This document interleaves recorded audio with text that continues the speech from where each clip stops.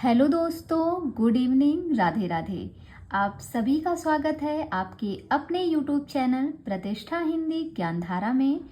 तो दोस्तों, कल हमने सिद्ध साहित्य का संपूर्ण अध्ययन किया था और आज हम बात करेंगे जैन साहित्य के विषय में।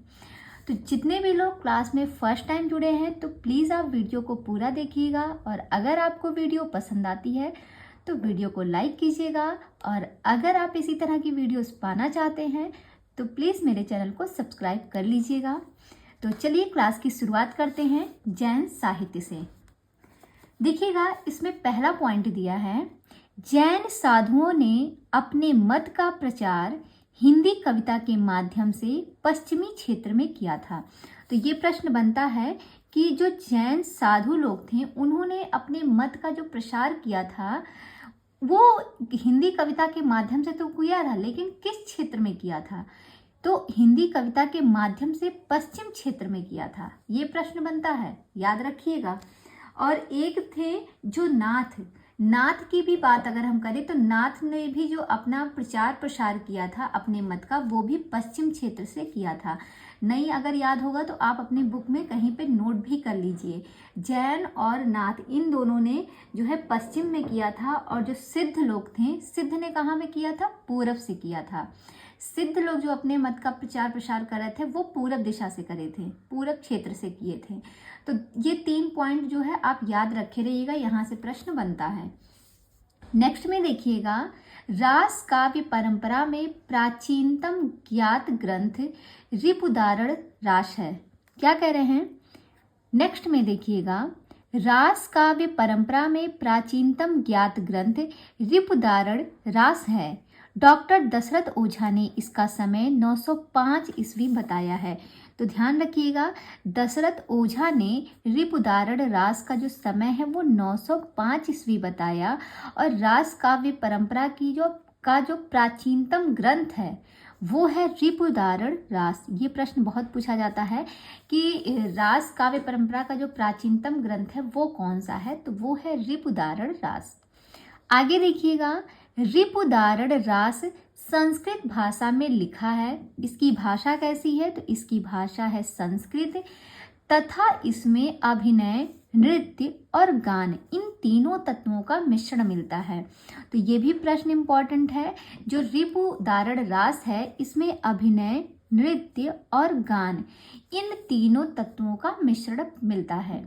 नेक्स्ट में है, जिनदत्त सूरि द्वारा रचित उपदेश रसायन रास अपभ्रंश भाषा का सर्वप्रथम रास ग्रंथ है। तो अगर अपभ्रंश भाषा की बात करें तो अपभ्रंश भाषा में सबसे पहला जो लिखा गया रास ग्रंथ तो वो है उपदेश रसायन रास। लेकिन रास काव्य परंपरा में जो प्राचीनतम ग्रंथ माना जाता है वो है रिपुदारण रास। अगर सर्वप्रथम अपभ्रंश भाषा करके पूछेगा तब हम उपदेश रसायन लगाएंगे, लेकिन अगर प्राचीनतम ग्रंथ की बात कर लिया रास काव्य में तो ये है रिपुदारण रास। दोनों का अंतर समझ में आया आपको? और उपदेश रसायन रास जिनदत्त सूरि की रचना है। नेक्स्ट पॉइंट है, देखिएगा, अपभ्रंश भाषा का दूसरा रास या रासक काव्य अब्दुल रहमान द्वारा रचित संदेश रासक है। कहते हैं अपभ्रंश भाषा का जो दूसरा रास या फिर रासक काव्य है वो संदेश रासक है, जो कि अब्दुल रहमान के द्वारा लिखा गया है। और पहला कौन सा है? पहला है उपदेश रसायन। अपभ्रंश भाषा में पहला जो रास ग्रंथ है वो है उपदेश रसायन और जो दूसरा रास ग्रंथ है अपभ्रंश भाषा में वो है संदेश रासक। नेक्स्ट पॉइंट है, हिंदी का प्रथम ऐतिहासिक रास ग्रंथ पंच पांडव रचित रास है।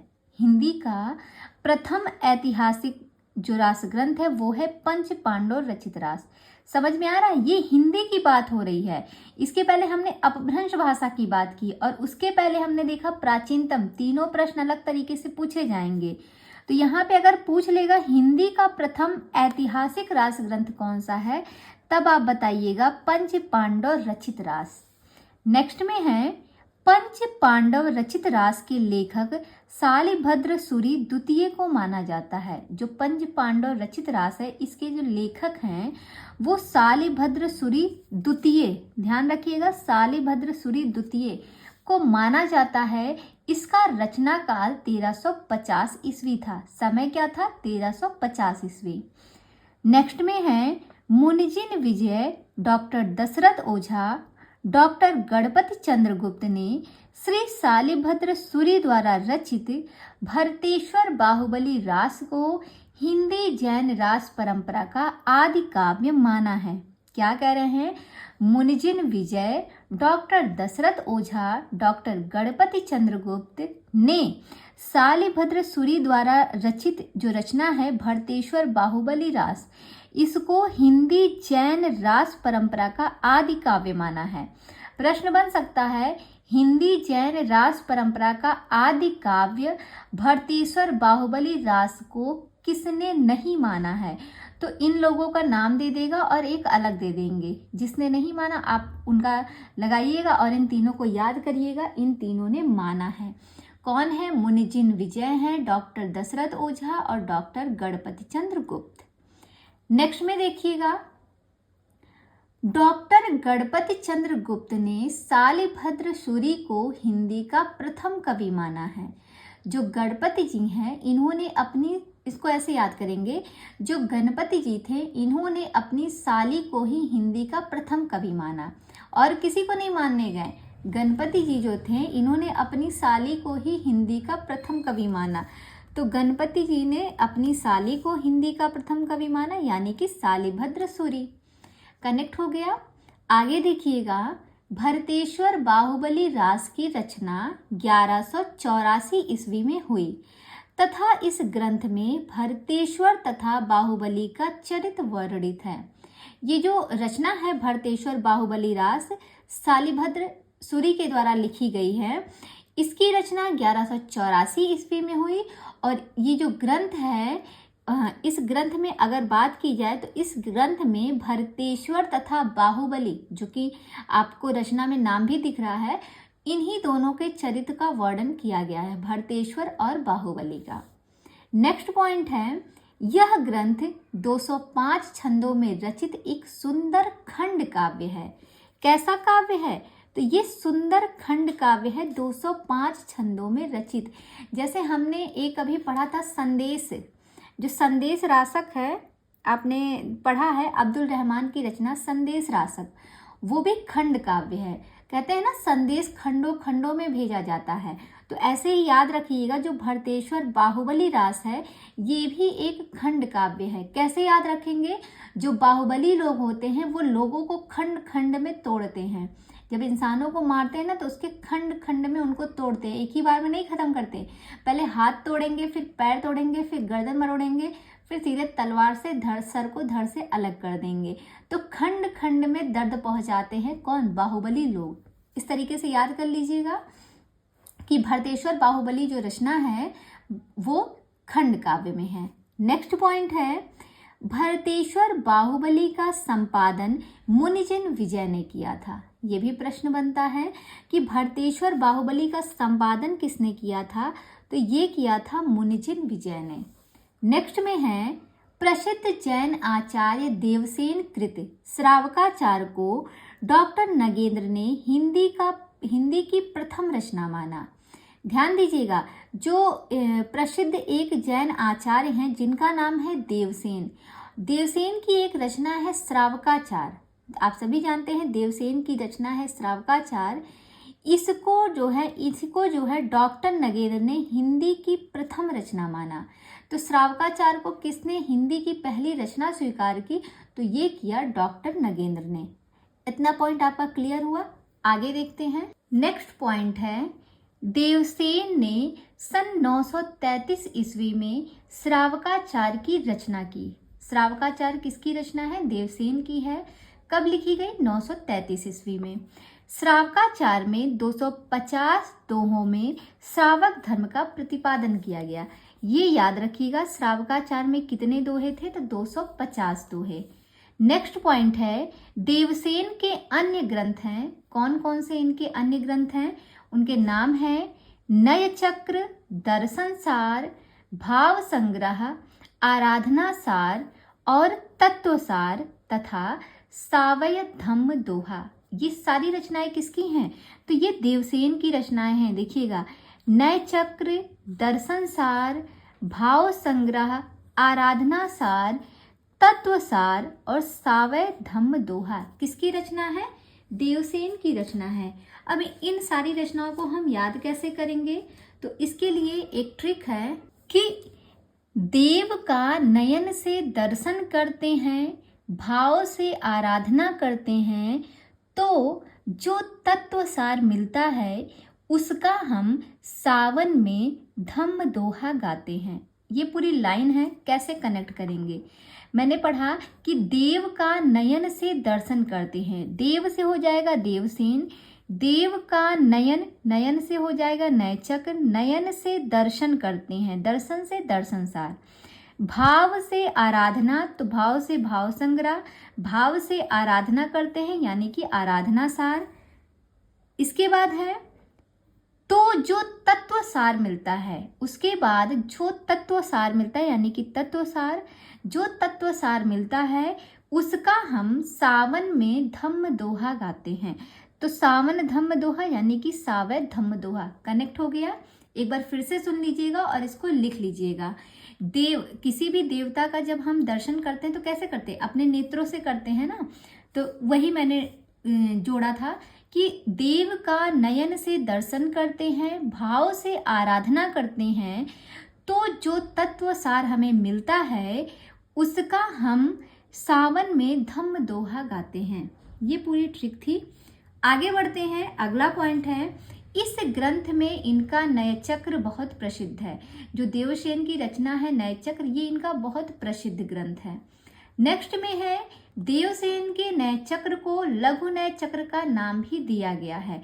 जो इनका नयचक्र है इसको जो है लघु नयचक्र भी कहा जाता है।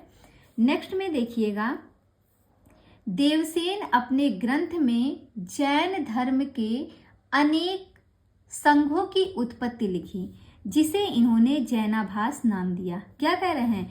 देवसेन अपने ग्रंथ में जैन धर्म के अनेक संघों की उत्पत्ति लिखी थी, जिसे इन्होंने नाम क्या दिया था? जैनाभास। ये प्रश्न बना के पूछ सकता है कि जो इन्होंने अनेक अपने जैन धर्म के अनेक संघों की जो उत्पत्ति लिखी थी उसको उन्होंने नाम क्या दिया था? तो जैनाभास कहा था। वृहद नयचक्र की रचना देवसेन के शिष्य माइल धवल ने किया था, जो कि देवसेन के नाम से प्रसिद्ध हो गई। ध्यान रखिएगा, एक हमने पढ़ा है लघु नयचक्र और यहाँ पे है वृहद चक्र। तो लघु नयचक्र तो देवसेन की है, लेकिन जो वृहद नयचक्र है ये देवसेन के एक शिष्य थे माइल धवन, उनकी रचना है। लेकिन जब ये प्रसिद्ध हुई दुनिया में, जब ये साहित्य जगत में इसने प्रसिद्धि पाई, तो ये देवसेन के नाम से प्रसिद्ध हुई। याद रखिएगा, लिखे थे इनके शिष्य माइल धवन, लेकिन इसकी जो प्रसिद्धि इन्हें मिली थी वो देवसेन के नाम से प्रसिद्धि मिली थी। थोड़ा सा अलग है, इसलिए इसको आप समझने का प्रयास कीजिएगा। आगे देखिएगा, नेक्स्ट पॉइंट है, वृहद नयचक्र का वास्तविक नाम दव्य सहाय पयास, जिसे हम द्रव्य स्वभाव प्रकाश भी कहते हैं। तो जो वृहद नयचक्र है इसका जो वास्तविक नाम है वो क्या है? वो है दव्य सहाव प्रकाश, दव्य सहाव पयास, जिसे द्रव्य स्वभाव प्रकाश भी कहते हैं। अब इस आगे कहते हैं, पहले यह ग्रंथ दोहा बंध में था। पहले ये जो ग्रंथ लिखा गया था ये दोहा बंध में था, किंतु बाद में किसी शुभंकर के कहने से प्राकृत में गाथाबंद कर दिया गया। ध्यान रखिएगा, जो वृहद नयचक्र है ये अगर बात की जाए ये पहले किस ग्रंथ में था, तो ये ग्रंथ पहले दोहा बंध में था। बाद में एक व्यक्ति आते हैं जिनका नाम था शुभंकर। तो शुभंकर जी जब आते हैं तो इन्होंने क्या किया, इन्होंने इस ग्रंथ को शुभंकर के कहने पर ये जो ग्रंथ है ये प्राकृत में गाथाबंद कर दिया गया, प्राकृत भाषा में गाथाबंद कर दिया गया इसे बाद में। ध्यान रखिएगा। नेक्स्ट है द्रव्य स्वभाव प्रकाश यानी कि द्रव्य सहाव पयास, पहले पुरानी हिंदी या अपभ्रंश भाषा में लिखा था। ये अगर पूछा जाए पहले जो है किस भाषा में लिखा गया था, तो पहले ये पुरानी हिंदी या अपभ्रंश भाषा में लिखी गई थी, लेकिन अभी ये किस में लिखी गई है? वर्तमान समय में ये प्राकृत भाषा में है। तो ध्यान रखिएगा, वर्तमान समय में ये प्राकृत भाषा में है। नेक्स्ट में है दव्य सहाव पयास, अब प्राकृत भाषा में मिलती है। जो दव सहाव पयास है ये किस भाषा में मिलती है? तो ये जो है अब प्राकृत भाषा में मिलती है। पहले पुरानी हिंदी अपभ्रंश में थी, अभी ये प्राकृत भाषा में मिलती है। दव सहाव पयास माइल धवल की रचना है, जैसे कि अभी हमने ऊपर पढ़ा है, लेकिन प्रसिद्धि इसको किस नाम से मिली थी? तो देवसेन के नाम से इसको जो है प्रसिद्धि मिली थी। आगे देखिएगा, नेक्स्ट पॉइंट है, सालिभद्र सूरि ने बुद्धिरास नामक ग्रंथ का संग्रह उनके शिष्य शिवी ने किया था। कहते हैं सालिभद्र सूरि के बुद्धिरास नामक ग्रंथ का संग्रह, यानी कि बुद्धिरास किसकी रचना है? ये सालिभद्र सूरि की है। तो कह सकते हैं, एक इनको थोड़ा सा कनेक्ट करिएगा जीजा साली से। एक जीजा थे, उन्होंने कहा जो मेरी साली हैं उनकी बुद्धि, और उनकी जो साली हैं उन साली का नाम क्या था? शिवी नाम था। साली जो थी उनका नाम था शिवी, और यहाँ से आप कनेक्ट करिएगा, सालिभद्र सूरि की शिष्या थी शिवी, ठीक है। तो एक जीजा हैं, वो कहते हैं मेरी जो साली शिवी हैं उनकी बुद्धि में बड़े राज हैं, उनकी बुद्धि में बड़े राज है।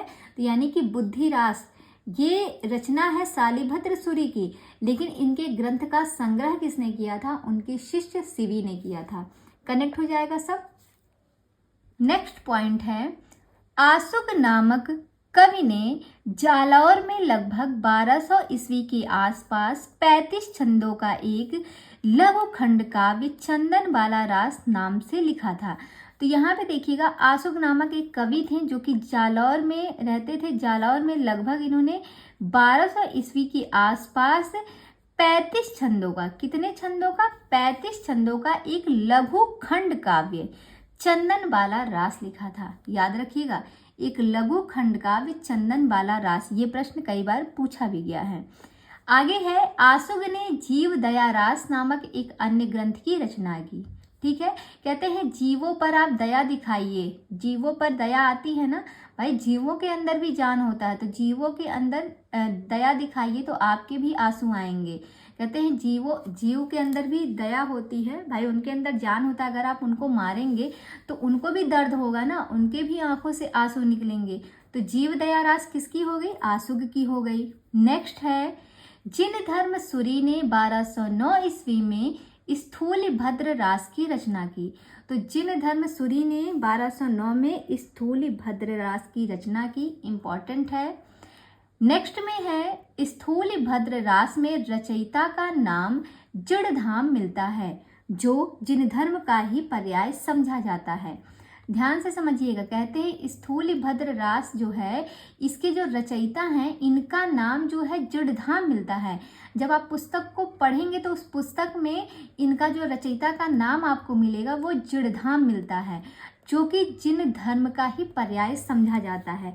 तो ये भी प्रश्न कभी बन सकता है कि रचयिता का नाम जो है स्थूल भद्र रास में क्या मिलता है, तो वो मिलता है जड़धाम। नेक्स्ट पॉइंट है, विजय सेन सूरि ने रेवंतगिरी रास की रचना 1231 ईस्वी के आसपास किया। तो विजय सेन सूरि जो हैं इन्होंने रेवंतगिरी रास, ठीक है, तो कहते हैं, देखिए गिरी मतलब होता है पर्वत, तो कहते हैं पर्वत पर विजय प्राप्त करना। रेवंतगिरी रास पर विजय प्राप्त कीजिए। विजय यानी कि विजय सेन सूरि, इसकी रचना 1231 ईस्वी के आसपास की गई।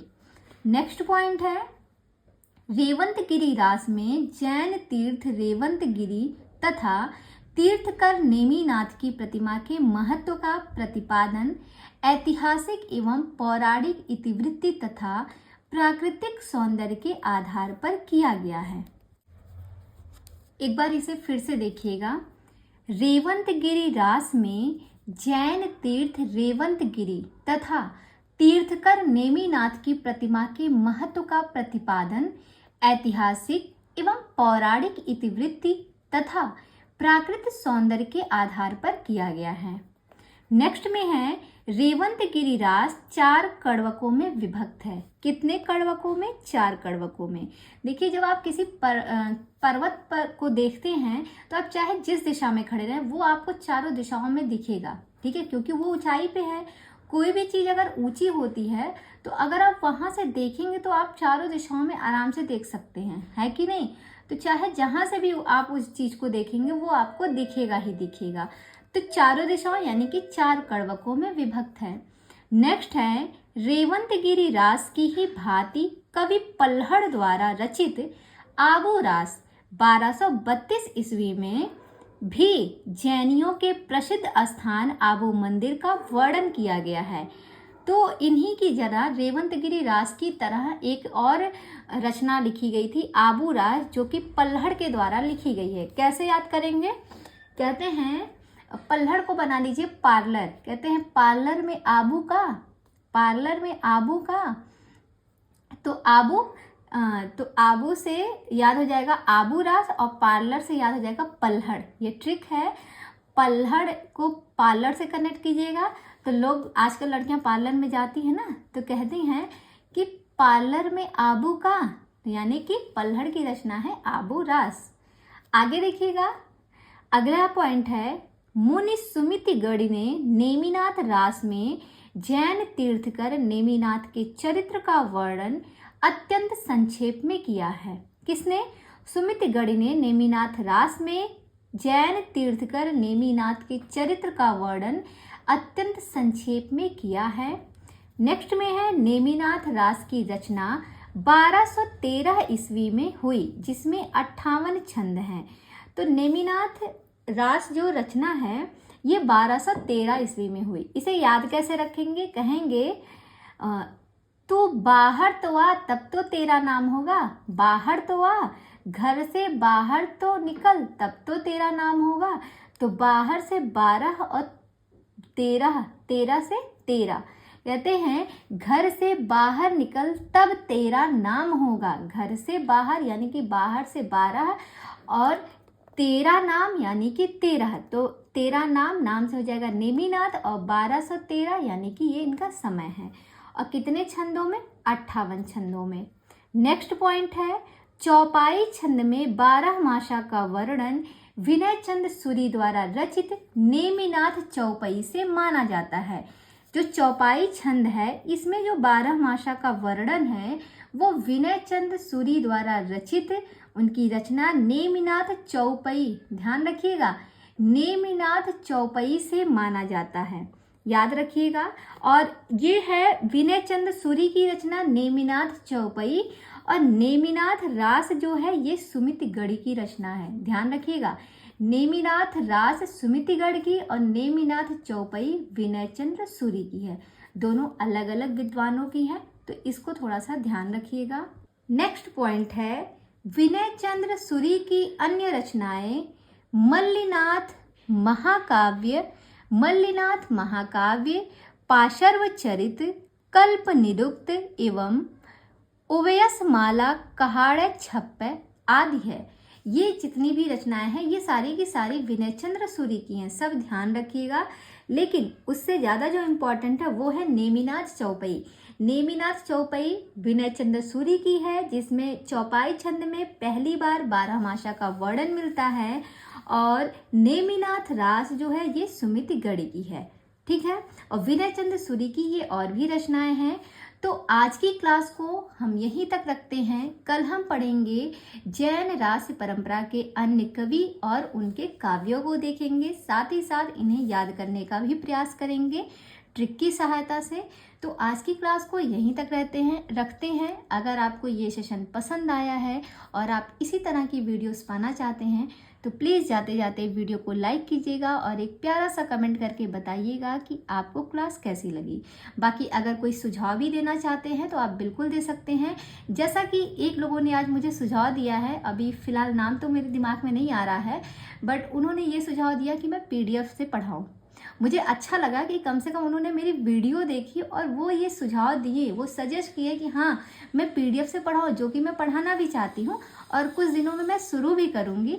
तो इसी तरीके से अगर कुछ गड़बड़ी होती है तो प्लीज़ आप लोग भी अपना सपोर्ट बनाए रखिए और जितना हो सके मेरी वीडियो को लोगों तक शेयर कीजिए, चैनल को सब्सक्राइब करवाइए अगर लोगों को पसंद आती है तो। चलिए मिलते हैं फिर कल शाम 6 बजे, तब तक के लिए बाय बाय, टेक केयर।